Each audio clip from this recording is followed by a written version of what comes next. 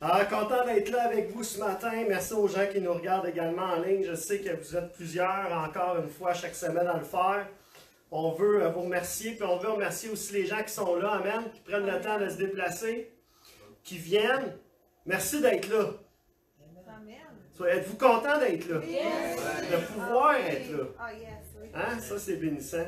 Et ce matin, évidemment, je veux continuer. J'avais débuté une série de messages la semaine dernière. Ben, c'est une série qui va se continuer sur plusieurs semaines, peut-être quelques mois même, parce qu'on parle du fruit. Mais la semaine dernière, je ne sais pas si vous vous souvenez, j'avais parlé du fruit et le vigneron. On avait regardé ensemble cette première partie-là, qui était tellement bénissante, amen, Amen. tellement bonne d'être enseignée à ce niveau-là, de pouvoir voir comment Dieu travaille, comment le vigneron travaille à être capable, durant les différentes saisons de nos vies, à nous émonder, et comment Dieu fait son travail, même si on est dans une période, des fois, où on est stérile, on sent qu'il n'y a rien qui se passe, on sent qu'on dirait que Dieu est absent, comment Dieu prend le temps de nous relever. Amen, on a chanté ce matin, tu me relèves, tu me soulèves. Quand ça dit qu'il retranche, ça veut dire qu'il me soulève, qu'il prend soin de moi, qu'il essaie de faire en sorte que je pousse et que je puisse porter du fruit. Amen. Amen. Et on voit cette importance-là, parce que comme on a vu que c'était le dernier enseignement de Jésus avant de quitter cette terre, avant d'être crucifié. Jésus passe par une vigne et prend le temps de s'arrêter pour enseigner ses disciples sur cette réalité du royaume de Dieu, qu'il est le vigneron. Amen. Le royaume, c'est la vigne. Que Jésus est le cep. On se rappelle de ça? Yes. Et que nous sommes les sarments, nous sommes les branches. Et le rôle des branches, le rôle des sarments, on l'a vu ensemble la semaine passée, c'est de porter du fruit. Amen. Amen. Et combien de fois dans les Écritures, la Bible nous rappelle que c'est le but pour lequel nous sommes ici, porter du fruit. Afin que vous portiez du fruit, la Bible va nous dire. Il y a une citation que j'ai ici, que j'aimerais partager avec vous, qui dit « Aucun arbre ne porte de fruit pour son propre usage. » Il n'y a pas un arbre sur terre qui se dit « Tiens, on va faire pousser une pomme pour la manger. » Comprenez-vous ce que je veux dire? Yes. Il y a cette réalité-là que ce n'est pas pour nous, les fruits, c'est pour les autres, les fruits. Yes. Je sais pas, je sais qu'ici, il y en a plusieurs personnes qui aiment ça aller cueillir des fruits. Hein? C'est courageux parce que les bleuets sont tellement petits ici. Je veux dire, ils sont minuscules. Hein? Ils sont bons, mais tu sais, écoute. Moi, je me souviens, moi, j'aime pas ça. Me pencher, aller voir en dessous des feuilles. Moi, je serais pas un bon vigneron, là, tu sais. Pencher, aller voir en dessous des feuilles. Puis souvent, les meilleurs, tu les retrouves, hein, en dessous, tu sais. Il faut que tu fouilles, il faut que tu cherches un peu, tu sais. Et le vigneron, c'est ce qu'il fait aussi. Hein, il cherche, il est là, prendre soin. S'il y en a une qui traîne à terre, il va la relever, comme on l'a vu la semaine passée. Il va émonder si besoin est d'émonder pour pouvoir que les fruits soient plus gros, plus beaux, meilleurs, puis bons. Amen. Et c'est ce qui arrive, hein? C'est la réalité de notre vie, c'est la réalité de ce que Dieu fait dans nos vies. Mais moi, j'aime pas ça. J'aime pas. Je trouve que c'est une perte de temps. Et moi, je les mange pas. Fait que moi, pour moi, c'est une perte de temps parce que je les mange pas anyway. Mais je le fais pas pour moi, je le fais pour ma famille. Tu sais, on est allé quelques fois. Bon, Myriam, elle aime ça. C'est quelque chose qu'elle faisait avec sa famille, tout ça. Puis les enfants, je pense qu'eux autres, ils aiment ça parce qu'ils peuvent y goûter tout de suite. Tu sais, t'en prends toujours 3-4 pareil, même. Tu sais, on s'entend. C'est pas du vol. C'est correct, on a le droit de le faire. On est là, puis on goûte. On goûte voir si c'est bon. Mais c'est petit, ça, les deux. Puis moi, ce que j'aime, OK? Parce qu'il y a une partie que j'aime, c'est de voir comment tu passes d'une allée à une autre. Tu sais, d'une allée à une autre, de rangée de bleuets ou de, bon, je sais pas comment on appelle ça, une bleuetière. Une cale de bleuets. Oui, ça, c'est une cale de bleuets. Une talle. Sérieux?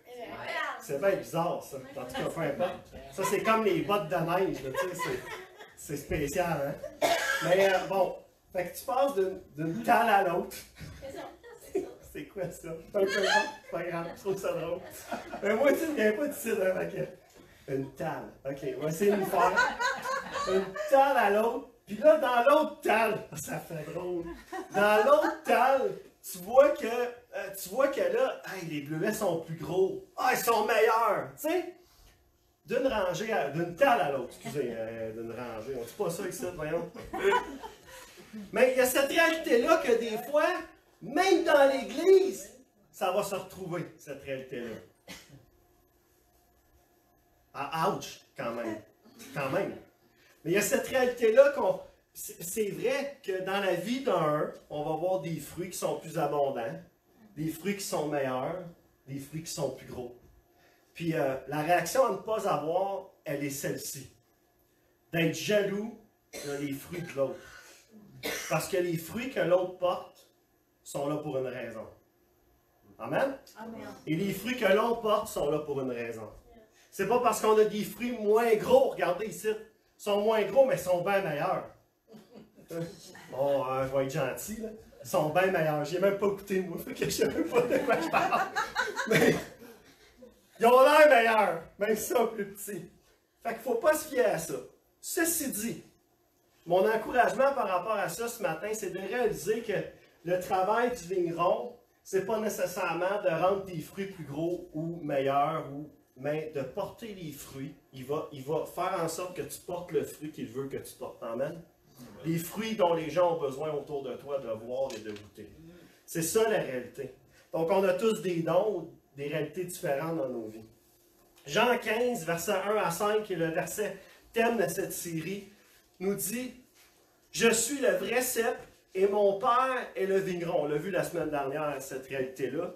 « Tout sarment qui est en moi et qui ne porte pas de fruits, il le retranche. » On a vu que retrancher, c'était soulever et non pas juste de jeter puis de mettre au feu comme on avait cette habitude-là peut-être de penser, mais en étudiant cette parole, on a vu que quand il le retranche, ça veut dire qu'il le soulève pour qu'il porte plus de fruits.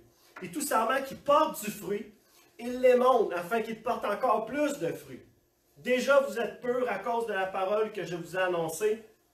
Demeurez en moi et je demeurerai en vous. Et on va s'attarder sur cette partie-là ce matin. Comme le sarment ne peut de lui-même porter du fruit s'il ne demeure attaché au cep, ainsi vous ne le pouvez non plus si vous ne demeurez en moi. Je suis le cep, vous êtes les sarments. Celui qui demeure en moi et en qui je demeure porte beaucoup de fruits. Car sans moi, vous ne pouvez rien faire. On va lire les versets 8 à 10 également ce matin ensemble. Ça dit, si vous portez beaucoup de fruits, c'est ainsi que mon Père sera glorifié et que vous serez mes disciples. Amen. Comme le Père m'a aimé, je vous ai aussi aimé. Demeurez dans mon amour. Si vous gardez mes commandements, vous demeurerez dans mon amour, de même que j'ai gardé les commandements de mon Père et que je demeure dans son amour. Ça, ce sont les dernières paroles. Pas tout à fait les dernières, parce que Jésus continue à enseigner jusqu'au, je ne sais plus jusqu'à quel verset, mais durant le chapitre 15 par rapport à ça. Il va ramener cette réalité-là à ses disciples de cet enseignement. Mais c'est important qu'on puisse saisir ce matin que Dieu cultive avec amour chaque sarment, comme on l'a dit la semaine passée. Il faut se le rappeler, ça. Pour qu'on porte le plus de fruits possible dans nos vies. Amen. Pour que les gens voient. Parce qu'on est destiné à porter du fruit. C'est ce que Jésus est en train d'enseigner à ses disciples. Vous restez ici. Vous vivez le royaume de Dieu sur cette terre pour porter du fruit. Mais pour ça, vous devez rester attachés. Vous devez demeurer en moi. La semaine dernière, on a vu comment passer de pas de fruits à du fruit. Vous vous souvenez de ça? Et comment passer à du fruit à encore plus de fruits. Cette semaine, on va voir beaucoup de fruits. Yes. Comment, avec encore plus de fruits, Dieu veut qu'on ait beaucoup de fruits. Amen. Pas juste plus, mais beaucoup de fruits. Pour pas que tu arrives et tu fasses comme, tu sais, quand il est arrivé devant le figuier sèche, qu'il l'a maudit, parce qu'il ne portait pas du fruit. Et c'était même pas la saison de porter du fruit. C'est comme si Jésus est en train de dire, là, c'est le temps, là. Peu importe la saison dans laquelle on est, on doit porter du fruit. C'est ça à quoi nous sommes destinés. Amen. Amen. Même à travers la tempête, même à travers le vent. Et je vais vous raconter de quoi tantôt un peu plus tard. Mais ce matin, on va avoir beaucoup de fruits ensemble. Une des premières choses qu'on va regarder, c'est que ce qui est important pour porter beaucoup de fruits, c'est de demeurer en lui. J'ai la jambe là, qui tremble. Ça me fatigue au bout. Là. Mais je vais essayer de faire abstraction de ça. Puis c'est pas parce que je suis stressé ou quoi, c'est juste bizarre. C'est spécial, peu importe. Demeurer en lui. Jean 15, verset 4 à 5 nous dit, on l'a lu tantôt, demeurez en moi et je demeurerai en vous. Je vais le lire rapidement. Comme le sarment ne peut de lui-même porter du fruit. C'est important cette partie-là. Il ne peut de lui-même porter du fruit s'il ne demeure attaché au cep. Ainsi, vous ne pouvez non plus, si vous ne demeurez en moi. Je suis le cep, vous êtes les sarments. Celui qui demeure en moi et en qui je demeure porte beaucoup de fruits. Car sans moi, vous ne pouvez rien faire. Et il y a cette réalité-là que des fois dans nos vies, on a des saisons, comme on l'a expliqué la semaine passée, mais il y a une saison de nos vies, parfois, où moi, quand j'ai commencé à vivre ma vie chrétienne, j'avais un certain niveau de compétence. OK? Compétence, capacité, don, talent, etc. Vous comprenez ce que j'englobe là-dedans? Une certaine compétence qui m'amenait à être capable de faire certaines choses dans le ministère ou certaines choses dans l'appel que Dieu avait pour ma vie. Et si, mettons, qu'on prend qu'au début de ma vie, j'avais ce niveau de compétence-là, j'avais besoin, je ne veux pas me tromper, au début de ma vie chrétienne, ma relation avec Dieu, elle était comme ça. OK? Parce qu'au début, là, on est plein, on se remplit, on a soif, on a faim, c'est vrai? Oui. On souhaite passer du temps avec lui et on a cette relation avec Dieu qui est là. Et plus mes compétences montent, ma relation avec Dieu, elle, souvent dans nos vies, je ne dis pas que c'est toujours le cas, mais souvent dans nos vies, c'est comme elle ne monte pas pendant que nos compétences montent. Moi, c'est arrivé dans mon ministère.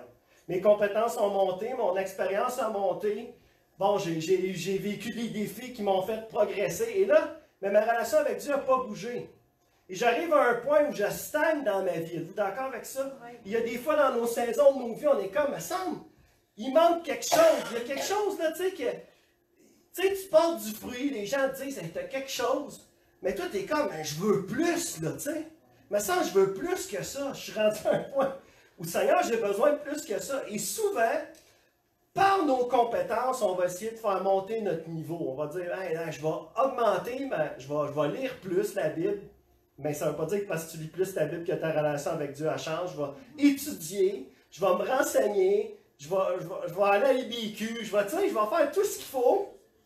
Mais durant où tes compétences montent, ta relation avec Dieu reste au même niveau. Et à un moment donné dans ta vie, ce qu'il faut que tu fasses, c'est que tu amènes ta relation avec Dieu là, pas pour que tes compétences augmentent, mais parce que c'est ça qui fait toute la différence. Amen? C'est ça qui fait toute la différence. Et cette semaine, je l'ai expérimenté. Et ça a été vraiment incroyable, je vous le dis. Parce que j'étais, comme je vous le dis, ça nous arrive à tous, pas parce que t'es pasteur que ça arrive pas que tu stagnes, là. Puis que tu sais que tu portes du fruit dans ta vie, tu sais qu'il y a des choses, mais tu sais que tu pourras encore porter plus de fruits, puis beaucoup de fruits dans ta vie. Amen? Amen. À travers des relations, des choses comme ça que tu vis. Mais pour ça, pour que cette relation-là avec Dieu monte, il faut demeurer en lui. Passer du temps. Amen? Yes. C'est ça, demeurer en lui. Demeurer signifie rester étroitement lié, s'installer pour longtemps. Yes. S'installer pour longtemps. Il y en a, tu sais, même moi, ça fait des années que je connais Dieu. Ça fait des années que je suis dans l'Église. Je connais le fonctionnement. Je connais comment ça marche. Je sais comment les louanges devraient être. Comment ça devrait se faire. Comment tel chant devrait être chanté. Puis même si je ne suis pas musicien, je sais, ça, matin, il n'était pas très bon, ça va bien. C'était pas le bon beat, tu sais, il était décalé. Ça, c'est tes compétences. Mais quand c'est ta relation avec Dieu qui prend la relève, tu t'en fous de tout ça. Je veux dire, c'est comme, mais c'était bon le matin. Puis tout le groupe de louange, je disais, ouais, pasteur, c'était bon. C'était vraiment bon. OK? C'est ça. Toi, tu le sais que tu t'es trompé du feu. Puis toi, t'es là, c'était bon. Quelle louange, les amis, c'était... OK, si tu le dis. Si tu le dis. Mais tu sais, toi, non, c'est vrai. Puis toi, c'était pas si bon. Comme quand moi, je prêche un message, puis là, ça me semble un matin, Tu sais, puis là, Myriam, c'est un de tes meilleurs messages. Ouais, donc, c'était poche. Tu sais, quand toi-même, tu sais, parce que me semble, je me suis pas donné assez, me semble, manquait de quoi. Là, non, parce que c'est pas ça qui fait la différence dans mon message, c'est comment de temps j'ai passé avec Dieu cette semaine pour ce message-là. Comment de temps j'ai mis, comment de préparation j'ai mis, c'est ça l'important. Il y a un de mes enseignants de BQ qui me dit, si tu veux mettre le feu à ton église quand que tu prêches un message, arrange-toi pour que ton papier brûle déjà. Dans le sens que quand tu te prépares ton message, il faut que ça brûle dans ton cœur. Et je vous le dis, cette série-là, vraiment Wouh! Tu sais, ça me fait même shaker. En tout cas, ça arrête pas. En tout cas, peu importe. Ce qu'il faut comprendre, c'est que même si la majorité du travail, comme on l'a vu la semaine passée, pour que le serment porte du fruit, dépend du vigneron. On a vu que Dieu faisait sa part, amen, là-dedans, prend soin de nous. Il nous émonde, il nous soulève quand on est, dans les différentes circonstances de nos vies, ou quand le péché est là, Dieu vient nous soulever pour nous sortir de ce mauvais pas-là qu'on prend. La réalité, c'est que si le sarment ne reste pas attaché au cep, il va perdre toute utilité. Et ça ne peut à rien. Il ne portera plus jamais de fruits. C'est notre responsabilité de rester fermement attaché à Jésus afin que la sève, la vie, l'Esprit de Dieu, amen, puisse couler et agir en nous. Yes. C'est ça, notre responsabilité. Moi, là, quand les gros vents, là, ici, il y en a des gros vents ces temps-ci, mais l'autre fois, il y a eu tellement de vent que nous autres, il y a une branche d'un des arbres qui n'était pas fermement attaché, tu sais. Pas assez, en tout cas, pour résister à l'intempérie, pour résister au vent. Et ce qui est drôle, c'est qu'on a un nouveau chien, vous savez, je vous l'ai déjà raconté, puis elle est peureuse. Peureuse. L'autre fois, j'arrive pour la sortir, puis il faisait noir dehors, j'ai allumé la lumière du... Écoute, elle pèse 78 livres à cette heure. Essaye de sortir ça. Tu sais, je veux dire, elle pèse plus quasiment... Ben, Léane, elle pèse un peu plus que ça, je pense. En tout cas, peu importe, là, pas de gêne. Mais tu sais, c'est comme... Tu sais, en tout cas, elle a peur du noir. Fait que là, je disais, il faut que tu tu sais, avant d'aller se coucher, tu l'envoies dehors, mais là, il fait noir, à cette heure, il fait noir plus tôt. Elle veut rien savoir, elle reste là dans le cadre de porte, j'en ai rien. Je dis, elle a peur, c'est effrayant. Là, je la pogne, j'arrive pour la tasser, elle s'assit, puis elle s'écrase, là. Je dis, hey, je la pogne, je la mets dehors. Elle reste sur le bord de la porte, elle s'écrase, elle ne veut pas aller plus loin. Je descends les marches, elle descend les marches, elle s'assied à côté de moi. Peureuse, là, quand la branche casse, elle sort dehors. Qu'est-ce que tu penses qui arrive? Elle capote sa vie. Elle dit, c'est quoi qu'il y a là? Qu'est-ce qui s'est passé? Mais elle m'a dit, il y a une méga branche qui est tombée. Fait que là, l'autre, elle a peur. Mais une méga branche, là, elle était quand même grosse, là, tu sais. Fait que, tu sais, je veux dire, oui, peut-être, mais elle avait peur pour rien. Finalement, ça a fini qu'on lui a fait sentir la branche, elle a fini par comprendre, puis là, elle est partie avec, tu sais. Tu sais comment ils sont, les chiens? Les gros chiens, ils partent avec la branche. Les feuilles qui shake partout. En tout cas, je vous dis ça, là, c'est pour rendre la situation drôle. Mais en réalité, là où je vais mettre l'emphase, c'est que quand on reste fermement attaché au cep, à Dieu, le vent vient, les intempéries viennent, la pluie vient, ça souffle fort, ça brasse, comme la maison, là. Mais on reste là. Puis on continue à porter du fruit. Amen. Peu importe la saison dans laquelle nous sommes. Il y a cette réalité-là qu'on doit, cette responsabilité-là de demeurer attaché. C'est pour ça que Dieu permet certaines saisons dans nos vies. Il y a cette réalité-là que Dieu va permettre des fois qu'on va passer à travers une situation, une épreuve, que ça va nous chambouler, mais Dieu veut se servir de ça pour nous rappeler, hey, laisse faire les compétences. Là, tu vois, ça dépasse tes compétences. Ce que tu as besoin, c'est plus de moi pour faire face à ça. Et si notre vie porte beaucoup de fruits, parce que ça peut que notre vie porte beaucoup de fruits, parce que notre relation, elle est bonne avec Dieu, on passe du temps avec lui, puis oui, il faut aspirer toujours à plus, mais peut-être c'est déjà bon, puis on porte beaucoup de fruits. Savez-vous ce que Dieu va faire? C'est extraordinaire, parce que Dieu, il ne se contente pas juste de beaucoup de fruits, il veut, si tu portes beaucoup de fruits, Dieu, ce qu'il va faire, c'est qu'il va nous inviter à demeurer plus profondément en lui encore. Parce que son but, c'est pas qu'on fasse davantage de choses pour lui, mais qu'on choisisse d'être davantage avec lui. Amen. Yes. Ce n'est qu'en demeurant en lui qu'on va pouvoir jouir pleinement de l'amitié la plus intime avec Dieu. Ça, c'est incroyable. Et connaître la plus grande abondance pour sa gloire. Amen. Ça, c'est bon. Yes. À moins que notre amitié avec Dieu ne devienne notre priorité principale. Avant, il faut que ça devienne notre priorité, les amis. Il faut que ça soit notre réalité comme enfant de Dieu.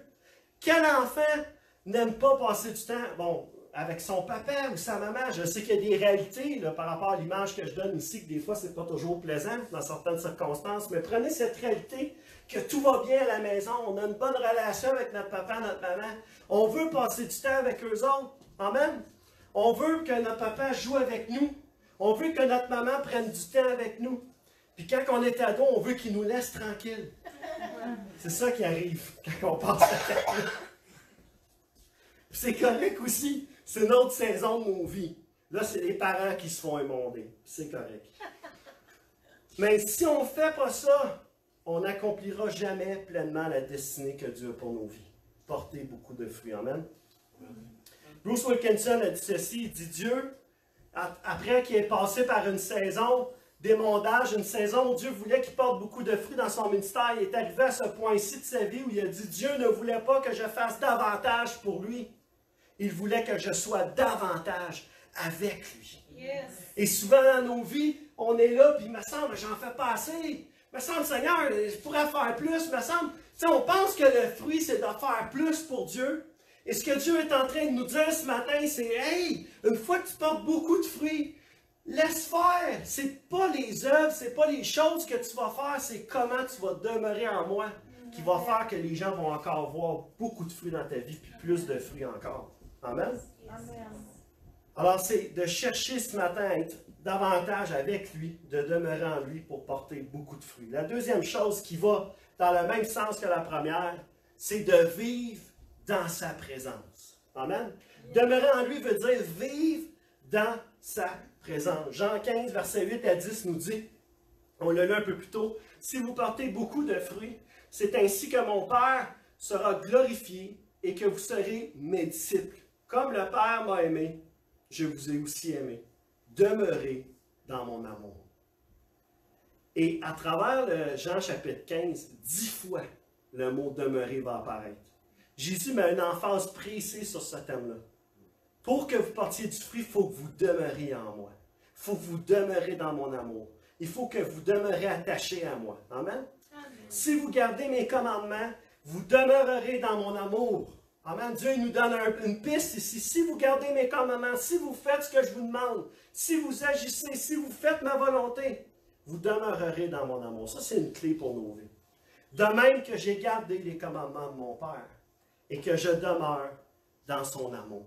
Jésus n'était pas en train de prêcher ce qu'il ne connaissait pas. Jésus était en train de dire, comme moi j'ai besoin d'être attaché au vigneron, comme moi j'ai besoin d'être attaché à Dieu. Et on a vu Jésus comment il entretenait sa relation avec Dieu. Amen.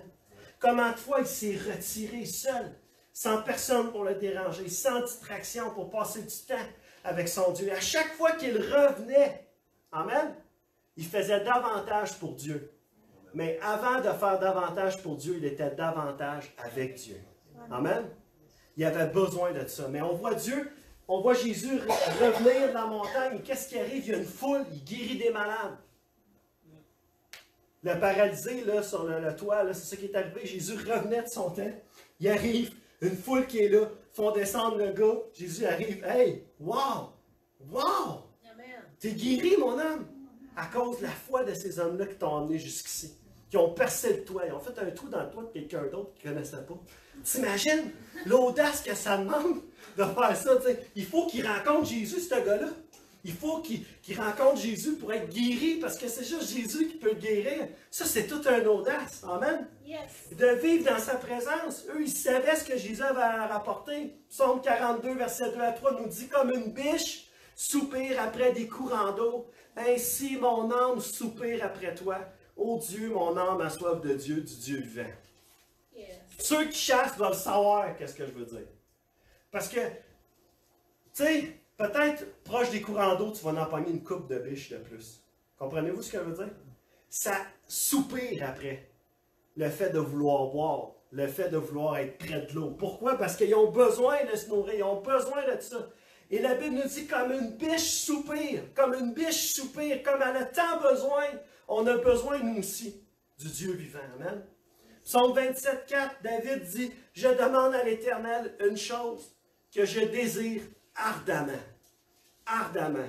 Je voudrais habiter toute ma vie dans la maison de l'Éternel pour contempler la magnificence de l'Éternel et pour admirer son temple. » David est ici sur terre quand il écrit ça.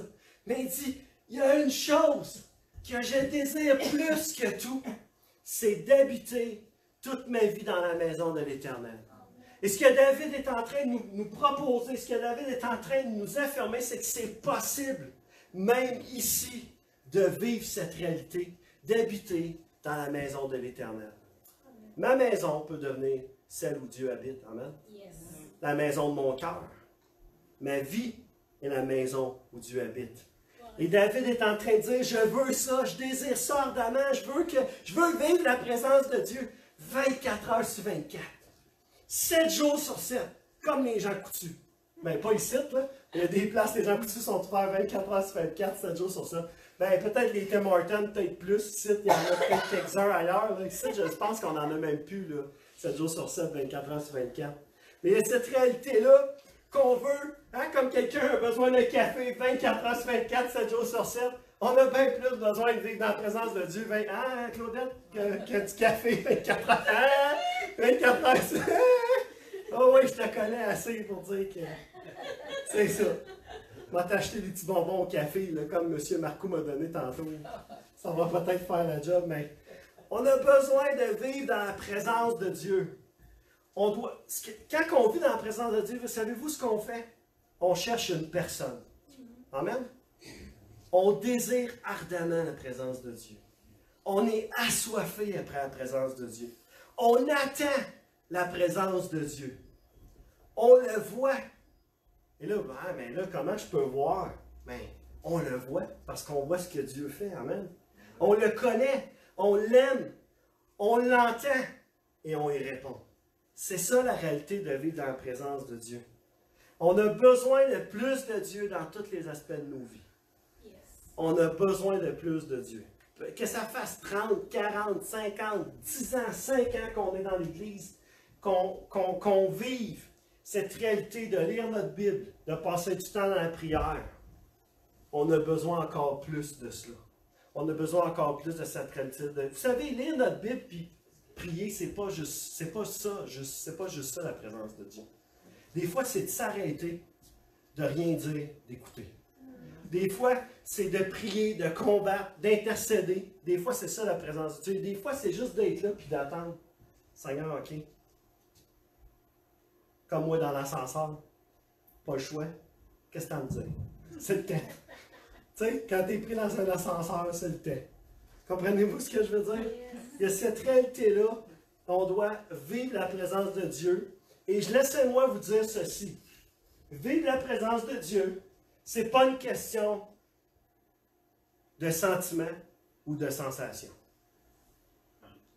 Trop souvent, on associe, puis même moi, que si j'ai pas de feeling pendant que je suis dans l'église, ou pendant que j'écoute un message, ou pendant que je suis dans mon char, puis je loue, si je me sens, j'ai pas de feeling, j'ai pas de sentiment, je pleure pas, je ris pas, je suis pas joyeux, c'est comme on se dit, ah, Dieu était pas là aujourd'hui.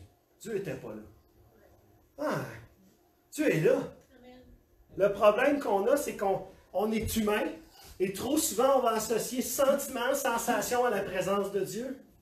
Mais il y a cette réalité-là, que c'est pas toujours comme ça. Ça ne veut pas dire que tu vas venir un dimanche matin, tu n'as rien ressenti dans louange, c'était poche. Le message, c'était poche. Tu sors du site, c'était poche. Tu t'en vas à Val-d'Or, c'était poche un matin. Puis tu te dis, ouais, mais pas sûr que Dieu habite dans cette église-là. Tu Tu sais, comprends-tu ce que je veux dire? Ça ne dépend pas de sentiments ou de sensations. La présence de Dieu, elle se manifeste quand on est prêt. Quand on l'attend.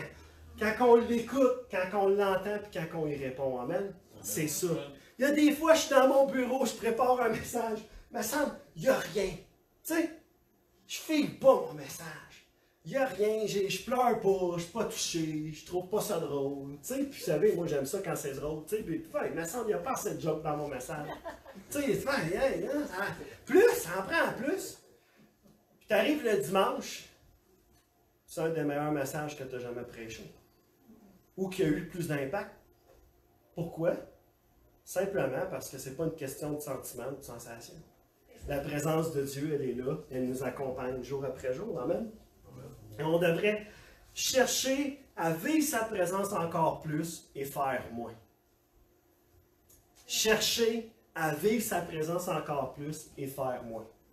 Si tu me demandes ce que je fais durant la semaine, voilà ta réponse. C'est ce que j'essaye de faire durant la semaine. C'est ce que j'apprends à faire durant la semaine. Si tu me dis, pasteur, qu'est-ce que tu fais durant ta semaine? Je cherche la présence de Dieu. Puis j'essaye de faire le moins possible. Puis là, tu vois, mais on te paye pour quoi faire? Tu me payes pour les bonnes raisons. C'est juste que j'ai besoin d'être davantage avec lui pour faire plus pour lui. Amen? Et non pas le contraire, faire plus pour lui pour me sentir davantage avec lui. Comprenez-vous? Nous devons être davantage avec lui, à demeurer en lui encore plus, pour faire plus pour lui. C'est cette réalité-là. Et Dieu va nous guider à travers ce cheminement-là. J'aimerais vous partager une petite histoire. Peut-être, je pense que je l'ai déjà raconté un mercredi, mais je me suis dit, bof, le mercredi, il n'y a pas tant de monde que ça. Je peux la raconter. Et il y avait, à un moment donné, la fille, une jeune fille d'un homme, qui avait demandé au pasteur de son église de venir prier pour son père, avec son père. Et quand le pasteur est arrivé, il a trouvé cet homme-là allongé dans son lit, la tête appuyée sur deux oreillers, puis il y avait une chaise vide à côté de son lit. Et là, le pasteur, il a supposé que le vieux monsieur, il avait été informé de sa visite, puis qu'il avait mis la chaise là pour que lui puisse s'asseoir dessus. Fait qu'il dit, je suppose que vous m'attendiez. Ah, il dit, non, t'es qui, toi? Je te connais pas. Fait qu'il dit, écoute, je suis le nouvel assistant pasteur de l'église locale, tu sais, que vous avez déjà fréquenté, votre fille m'a parlé de vous, je suis venu ici de prier avec vous, tatata. Il dit, quand j'ai vu la chaise vide, j'ai pensé que vous saviez que j'allais arriver, tu sais. Ah, il dit, ah ouais, la chaise. Il dit, ça te dérange-tu de fermer la porte? Fait que le gars ferme la porte. Ouais, pourquoi il veut que je ferme la porte? Je comprends pas trop. Le gars, il ferme la porte, puis il dit, j'ai jamais dit ça à personne, là. Pas même à ma fille, là.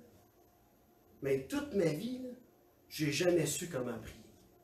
J'ai jamais su comment faire. À l'église, là, j'entendais le pasteur parler de la prière, j'entendais le pasteur de comment que je peux parler à Dieu, nanana. C'est comme si tout ça, ça me passait par-dessus ma tête. Je comprenais pas ce qu'il disait. Fait qu'il dit, j'ai abandonné toute tentative de prier et de passer du temps avec Dieu. J'ai abandonné ça, parce que ça ne donne à rien. Il dit, jusqu'à il y a 4 ans, mon meilleur ami, il vient, il me dit, Joe, il dit, la prière, là, ta relation avec Dieu, là, c'est juste une simple affaire de conversation, de parler avec lui, de passer du temps avec lui. Il dit, je te suggère de faire ça. Assieds-toi sur une chaise, place une chaise vide en avant de toi, puis imagine-toi, avec foi, avec confiance, que Jésus est assis sur l'autre chaise. Puis il dit, commence à jaser. Il dit, ça n'a rien de bizarre, je te le dis. Il dit, Jésus a dit qu'il va être là avec nous pour toujours. Puis écoute-les, parle-y, puis passe du temps avec lui. Fait qu'il dit, j'ai essayé ça. Il dit, quand mon ami parle de ça, j'ai essayé ça. Et j'ai tellement aimé ça, qu'il dit, je passe maintenant des heures à parler à la chaise. Fait que pour lui, la chaise, tu sais, c'est une représentation de Jésus. Il dit, mais je suis prudent, il dit, imagine que ma fille rentre ici et me voit parler à une chaise vide. Il dit, probablement qu'elle elle ferait une crise de cœur, une dépression, une attaque. Il dit, elle m'enverrait à l'asile quelque chose. Fait qu'il dit, je ne dis pas ça à personne. Je ferme ma porte, puis je parle à la chaise. Fait que le pasteur sort de là, touché et encouragé par l'histoire de ce bonhomme-là, tu sais. Ah, puis il dit, continue à faire ça. Ça va bien comme ça. 2 nuits plus tard, la fille appelle le pasteur pour l'informer que son père était mort, était décédé, durant l'après-midi. Et là, le pasteur dit, est-ce qu'il il semblait-tu mourir en paix? Est-ce qu'il était bien? Est-ce qu'il est parti en paix? Elle dit oui, elle dit surprenamment, elle dit oui, quand je suis sorti de la maison vers 2 heures, il m'a appelé à son chevet, il m'a raconté une de ses blagues rigolotes, puis il m'a embrassé sur la joue. Puis elle dit, quand je suis rentré du magasin 1 heure plus tard, je l'ai trouvé mort. Mais elle dit, il y avait quelque chose d'étrange, de bizarre quand même. Elle dit, plus qu'étrange. Tu sais, c'était vraiment bizarre. Elle dit, apparemment, juste avant de mourir, il est sorti de son lit, il s'est penché, puis il a posé sa tête sur une chaise vide près de son lit. Puis il est mort là.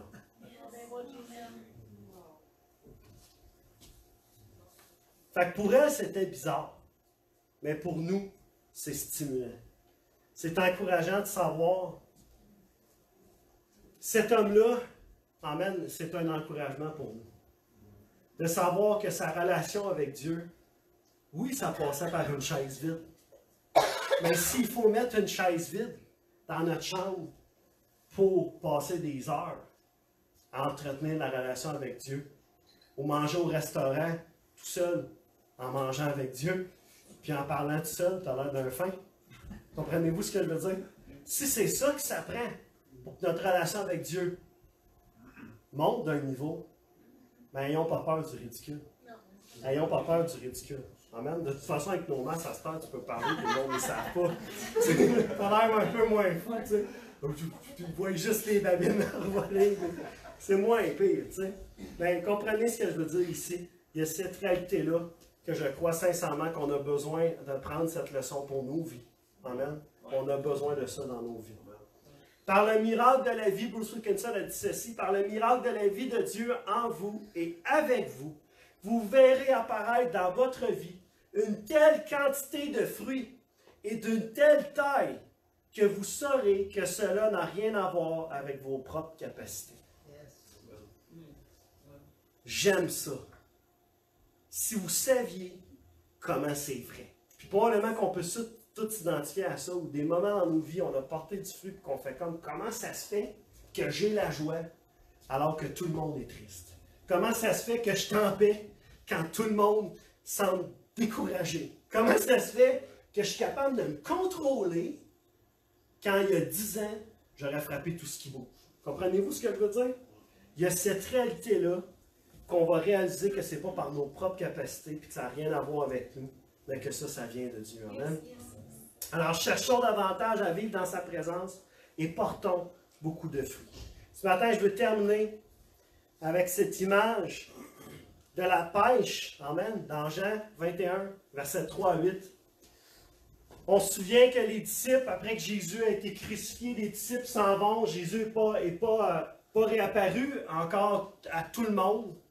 J'essaie de le mettre dans le fil, dans la chronologie, parce que dans un évangile, il y a une chronologie, dans l'autre, il y a une telle chronologie, fait que j'essaie de me situer. Mais là, Jésus n'est pas apparu encore dans toutes les circonstances des disciples.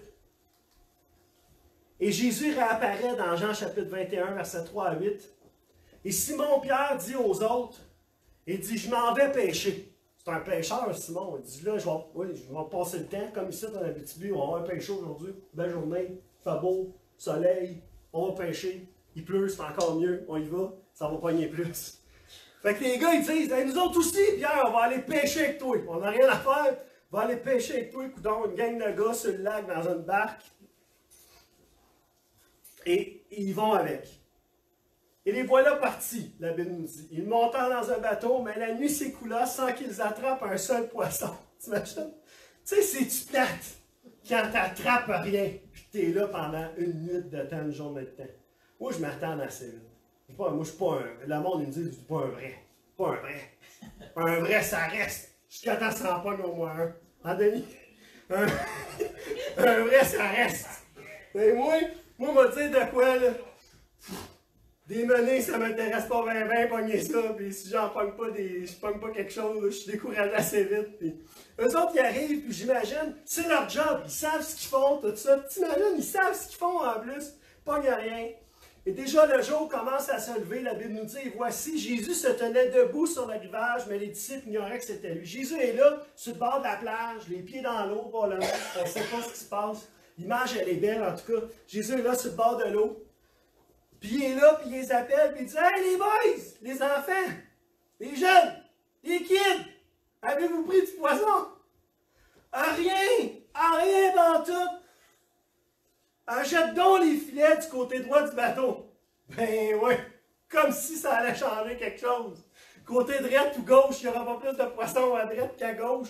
Il n'y en a pas en avant, il n'y en a pas en arrière, il n'y en a pas eu à gauche, il n'y en a pas eu à diagonale, il n'y en a pas eu transversale, la parallèle, perpendiculaire, il n'y en a pas. Tu veux qu'on fasse quoi? Même en triangle, on n'en a pas trouvé. Fait que, il jette, leur dit alors, et vous en trouverez. Il dit, jette ça du côté droit, tu vas en trouver. Ce qu'ils font est quand même quelque chose de particulier, parce qu'ils écoutent, en sachant pas c'est qui, ils lancent le filet, et ils ne pouvaient même plus le remonter. On connaît l'histoire, tellement il y avait de poissons. Il était une couple de gars, ça ne nous dit pas combien il était, mais il était une couple de gars à forcer à essayer de remonter le filet. Pas capable, les gars, de remonter le filet. Le disciple que Jésus aimait, Jean, qui parle de lui comme ça dans l'épître de Jean, il dit à Pierre, « Hey, c'est Jésus! C'est lui! C'est Jésus! C'est sûr que c'est lui! Regarde ce qui vient d'arriver! C'est évident que c'est lui! » Et quand Pierre entend ça, la Bible nous dit qu'il avait enlevé sa tunique pour pêcher, il devait faire chaud, quelque chose à un moment donné, tu forces, après. Il remet ça, jette à l'eau, il n'aide même pas les gars à sortir le filet de la barque. C'est Jésus! C'est-tu Jésus pour de vrai? Le gars met son manteau, jette à l'eau, nage, s'en va retrouver Jésus. La Bible nous dit les autres disciples. T'imagines les autres, mais qu'est-ce que tu fais? Pourquoi ils nous aident pas? Je ne sais pas c'est quoi la réaction. Les autres disciples regagnent la rive avec le bateau en remorquant le filet plein de poissons parce qu'il était à une centaine de mètres du rivage. Fait que vu qu'ils n'étaient pas capables de le sortir de l'eau et de l'embarquer dans le bateau, il aurait peut-être calé le bateau. Ils se sont dit, on va le tirer. Les gars intelligents quand même. Les gars, c'est intelligent des fois. Ben, tu sais, ils décident de sortir ça 100 mètres et le tirent sur le bord de l'eau.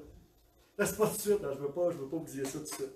Mais je veux vous faire réaliser ici que cette histoire-là, c'est la réalité que Dieu veut pour nos vies. Une vie d'abondance. Une vie où on va réaliser que sur la parole de Jésus, on va agir. Amen? On va faire ce qu'il nous demande. Mais la réaction de Pierre me fascine. Pierre, qui a été le premier à sortir du bateau pour aller rejoindre Jésus sur l'eau, à marcher, fait exactement la même chose, même type de réaction quand il sait que c'est Jésus.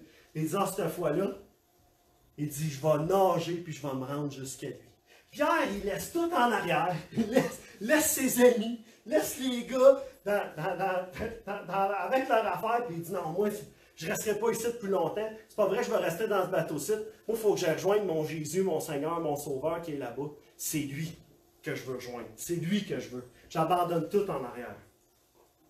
Je veux vivre dans sa présence. Je veux être avec lui. Je veux me tenir à ses côtés. C'est ce que Pierre est en train de démontrer. Amen. Et ce que Jésus fait, on voit l'abondance. Puis Jésus avait déjà préparé. C'est beau, là. Jésus avait déjà préparé un petit feu, là. Avec, la Bible nous dit, il y avait un petit grill dessus. Exprès pour faire griller les... Ah, écoute, il y en avait du poisson. La Bible, elle dit, je pense, si vous le lisez dans les versets d'après, ça dit, je ne sais plus, mais ils ont compté. Avez-vous dans vos Bibles un petit peu plus loin? Je me souviens plus du nom. En tout cas, il y en a du poisson. 150 quelque chose. En tout cas, c'est du poisson, ça. Là. Quitte à rompre les filets, imaginez-vous. Là. Et là, il arrive. Et là, Jésus avait préparé déjà le petit feu pour qu'ils mangent ensemble. Il disait, on va faire cuire du poisson, on va manger ensemble, on va passer du temps ensemble. On va vivre un moment précieux ensemble. Amen. C'était le désir de Jésus. Jésus arrive, puis son seul désir, c'était pas nécessairement qu'il avait besoin de poisson pour manger. Fait que Jésus a dit, les boys, Jetez ça à droite, vous allez empoigner. Sors le poisson, venez-vous-en, on va manger ensemble. On va passer du temps ensemble. Amen? Parce que dans l'abondance, Jésus se manifeste. Dans l'abondance, Jésus est là. Amen? Et c'est ce qu'on doit rechercher. Amen? C'est ce qu'on doit désirer. Cette même présence de la part. Et vous savez, Jésus est là et il nous attend sur le bord du feu. Il attend peut-être, ça fait des semaines sur le bord du feu. Qu'on vienne puis qu'on s'arrête vraiment puis qu'on prenne vraiment du temps pour manger avec lui. Passer du temps avec lui, dans sa présence. Et ce qui est merveilleux quand on le fait, c'est qu'on est nourri après. On est plein. On est rempli. On est en feu. Tu sais? On sort de là, puis vous comprenez ce que je veux dire, là? On est rassasié. C'est ça, Diane, merci. On est rassasié, on est rempli. Peu importe la saison de nos vies, amen, Dieu est là avec nous. Jean 15, 16 nous dit, « Ce n'est pas vous qui m'avez choisi, mais moi, je vous ai choisi et je vous ai établi afin que vous alliez et que vous portiez du fruit. Et que votre fruit demeure, afin que ce que vous demanderez au Père en mon nom, il vous le donne. » Amen. Amen. Et je veux terminer avec ceci ce matin. Merci pour votre écoute, votre patience aussi.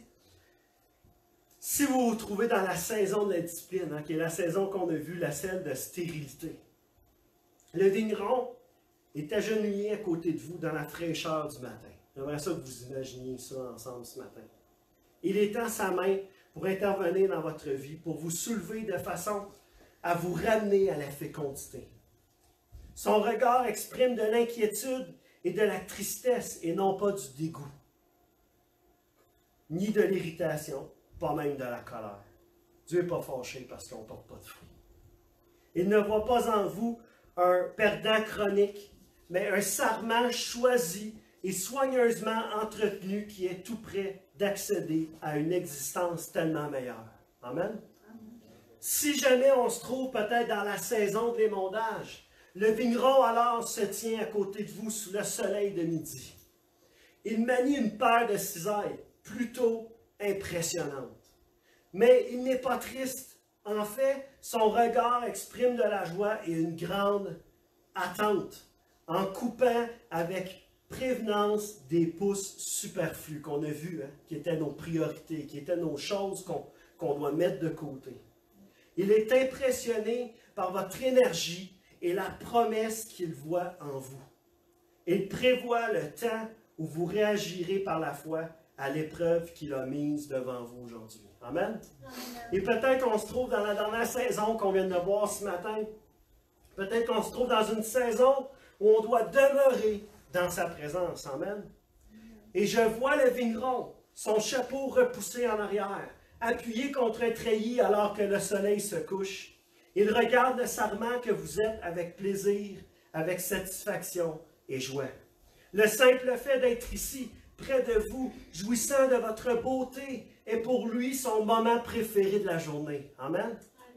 Les énormes grappes de raisin qui pendent de votre sarment correspondent exactement à ce qu'il voulait pour vous. Et cela depuis le moment même où votre sarment a commencé à pousser. À présent que vous savez de quelle façon Dieu est toujours à l'œuvre dans votre vie et que vous voyez son visage rempli d'amour pour vous, vous ne devriez jamais plus mal comprendre ses voies. Amen? Des fois, on ne comprend pas toujours ce qui nous arrive, on ne comprend pas toujours les saisons, on ne comprend pas toujours les circonstances, les situations, mais il y a cette réalité ce matin qu'on peut se réaliser ensemble à travers cette parole qui a été prêchée durant les 2 dernières semaines. Comment Dieu prend soin de nous. Comment Dieu souhaite tellement qu'on puisse porter du fruit, que des fois ça va demander d'être émondé. Ça va demander qu'on passe par des saisons plus stériles qu'une autre. Puis ça va demander qu'on puisse réaliser à travers différentes circonstances de nos vies qu'on a davantage besoin d'être avec lui que de faire plus pour lui. Amen? Et ça, c'est cette réalité. On va se lever ensemble en terminant. Mais Dieu est là. Et son désir le plus profond, ça va toujours être qu'on puisse porter du fruit en abondance pour sa gloire. Amen? Parce que la Bible nous dit, ce n'est pas vous qui m'avez choisi, mais moi, je vous ai choisi et je vous ai établi, afin que vous alliez et que vous portiez du fruit, et que votre fruit demeure. Amen. Amen. Amen. Je vais terminer avec un mot de prière. Et peut-être qu'il y en a quelques-uns d'entre vous qui vont avoir des besoins. On va juste terminer avec un mot de prière. Ensuite de ça, on va juste élever les besoins ensemble en terminant. Amen. Amen. Pour que les gens en ligne puissent avoir cette opportunité-là de prier avec nous en terminant le message. Père éternel, on te remercie pour ce message ce matin. On te remercie, Seigneur Dieu, pour ce que tu fais dans nos vies. On te remercie d'être le vigneron que tu es pour nos vies. On te remercie d'être le Père que tu es. Père, nous sommes tes serments ce matin. Nous voulons nous plier à ta volonté ce matin. Père, merci de faire en sorte que nous puissions prendre notre responsabilité de rester attachés à toi, Seigneur Dieu. Merci pour les circonstances que tu places autour de nous qui nous permettent de réaliser que nous avons davantage besoin de toi. Nous avons davantage besoin de demeurer en toi, de vivre dans ta présence, Seigneur Dieu. Père, ce matin, je te prie que nos compétences puissent diminuer et que notre relation puisse progresser avec toi, Père éternel. Je te prie, Seigneur Dieu, ce matin, que tu puisses toucher chacune des personnes ici, que tu puisses semer dans les cœurs cette parole, que cette parole puisse porter le fruit que tu veux qu'elle porte dans nos vies.